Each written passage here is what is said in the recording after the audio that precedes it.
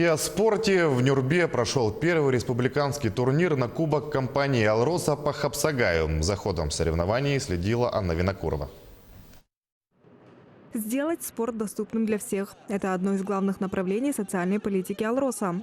Первый республиканский турнир по Хапсагаю на кубок алмазной компании собрал 8 команд из 5 районов Якутии. Всего на нюрбинский ковер вышли 40 спортсменов.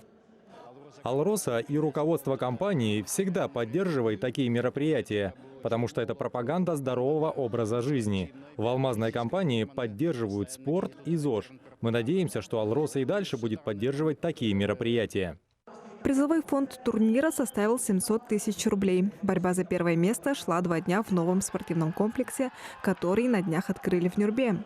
Это далеко не первые соревнования, которые проводит акционерная компания «Алроса» в разных населенных пунктах Якутии. Это первый республиканский чемпионат, на кубок «Алроса» по Хапсагаю. Упомянутый ранее мной тоже, скажем так, республиканский чемпионат будет на призы «Алроса». Ну и дальше также планируется проведение такого рода чемпионатов и поддержание не только борьбы Хапсагай, но также и масс-рестлинга непосредственно, конечно же. По итогам 2 дней состязаний первое место заняли хозяева турнира команда Нюрбы. Абсолютным чемпионом Кубка «Алроса» стал Владимир Федоров, также спортсмен из Нюрбы. Добавим, что в начале следующего года в алмазной столице пройдет чемпионат по Хапсагаю, призовой фонд которого составит уже 2 миллиона рублей. Анна Винокурова, телеканал «Алмазный край».